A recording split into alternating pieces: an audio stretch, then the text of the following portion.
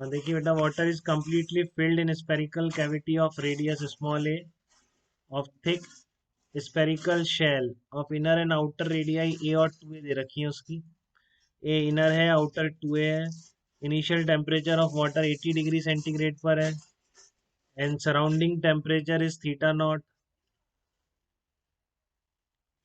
Theta naught equal to 30 degree centigrade है। Surrounding temperature 30 degree है और इनिशियल वाटर का टेम्परेचर 80, कम होता जाएगा, मेंटेन नहीं है। फिर वही बात, तो आपको ऐसी सिचुएशन में M S D theta by D T की आदत पड़ जानी चाहिए। ठीक है ना। मेंटेन नहीं है, बाहर सराउंडिंग का वही रहता है, सराउंडिंग को कितनी हीट दे दो उसका चेंज नहीं हो रहा है। तो आपको टाइम बताना है कि 80 से 60 कितनी देर में रिड्यूस कर जाएगा। थर्मल कंडक्टिविटी दे रखी है अल्फा अपॉन आर स्क्वायर। सबसे पहला काम है थर्मल रेजिस्टेंस निकालेंगे, ठीक है ना। सबसे पहले आप थर्मल रेजिस्टेंस की तरफ बढ़ेंगे। थर्मल रेजिस्टेंस ऑफ शेल, तो वैसे ही सीरीज में कनेक्टेड होंगे सब। तो थर्मल रेजिस्टेंस ऑफ शेल क्या लिखोगे? R T H, thermal resistance integration D R. ठीक है, इंटीग्रेशन डी आर में क्या आएगा? एल बाई के आ जाएगा क्या? D R, small D R upon K into 4 pi R square. वही आर रेडियस पर जो मानेंगे, ये जो आपकी शेल है इसके अंदर यहाँ पर मानेंगे आप बिल्कुल उस तरह से जैसे लास्ट एग्जांपल्स में देखा आपने। आर रेडियस पर डी आर थिकनेस की कुछ एलिमेंट मानेंगे, ये वाला जिसकी थिकनेस डी आर होगी तो इसका resistance D R upon K into A होगा।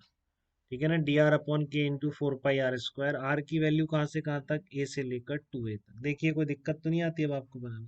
के की वैल्यू रिप्लेस कर दो बस।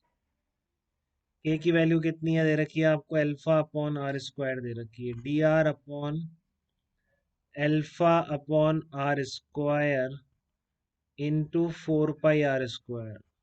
ठीक है, तो 4 पाई अल्फा बाहर आ जाएगा, तो ये क्या हो गया? 1/4 पाई अल्फा बाहर आ गया। डी आर ए से लेकर 2a, तो ये a/4 पाई अल्फा आ गया। चलो एक चीज तो आ गई, थर्मल रेजिस्टेंस आ गया a/4 पाई अल्फा। कोई दिक्कत अरमान यहाँ तक बेटा? Thermal resistance a/4 pi alpha. हाँ, तो अब आपके अंदर से बाहर आने वाली जो हीट की ट्रांसफर की रेट है वो होगी -ms × d थीटा/dt इक्वल टू कितना? थीटा टेम्परेचर किसी इंस्टेंट पर तो किस रेट से बाहर आएगा? अब देखो फिर से मान लेंगे, लिखा नहीं है लेकिन क्या करें, हीट कैपेसिटी नेग्लिजिबल मान, एब्जॉर्प्शन नहीं है, बाहर ही जा रहा है। ठीक है ना, बाहर ही जा रहा है, मान लेंगे हम, नहीं भी लिखा हुआ है तो। Find the time required to decrease, कोई ऑप्शन नहीं है और किसी के बिना आप कर नहीं सकते।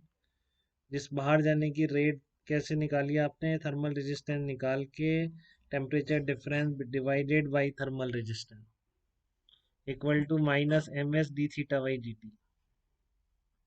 ठीक है ना, अब आपका इंटीग्रेट रह गया बस ये, तो इसको क्या लिख दो? ये हो जाएगा -ms/r/Th integration D theta upon theta minus theta naught into D T.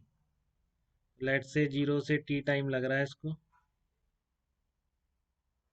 80 से 60 डिग्री, तो आप कर दो या फिर लिख दो 80 से 60 लिख दो। और थीटा नॉट आपको 30 पता है।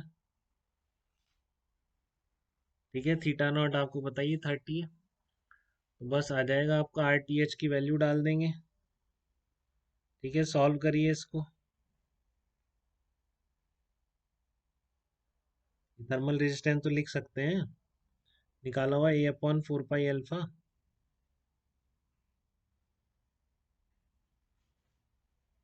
ठीक है, और जो स्पेसिफिक हीट है वो तो ऐसी रहेगी। हाँ, लेकिन आपको दे क्या रखा है इसमें? डेंसिटी दे रखी है, डेंसिटी ऑफ वाटर दे रखी है। तो ये रो इंटू 4/3 पाई a³ रख देंगे इसको। तो क्या बनेगा देखो, टाइम ये बन जाएगा आपका, इंटीग्रेट करोगे तो m into specific heat into RTH ln theta naught 30 वो सब कर करा के 5/3 आएगा। ठीक है ना, अब RTH भी पता है आपको, a/4 पाई अल्फा। तो m कितना रख दोगे? देखो m को ये रखना है रो इंटू 4/3 पाई a³। ये मास रखोगे आप, m equal to rho into 4/3 pi a cube. यहाँ से टाइम कितना आ जाएगा आपका, rho specific heat a raise to power 4/3 alpha ln 5/3 आपका आ जाएगा। ये टाइम आ जाएगा rho s A4/3 alpha ln 5/3। This will be the answer of this problem. ठीक है ना, इनर से आउटर लेयर के बीच जो रेट ट्रांसफर हो रहा है उसको वैसे ही जैसे आपने पहले किया MS d θ/dt के इक्वल कर दिया। ठीक है, अगर वेरिएबल टेम्परेचर है तो फिर ऐसे ही करेंगे बेटा, इसमें rate of heat transfer equals to MS d θ/dt, वही इसमें अप्लाई किया है मैंने फिर से। चलिए, और कोई दिक्कत इस क्वेश्चन में?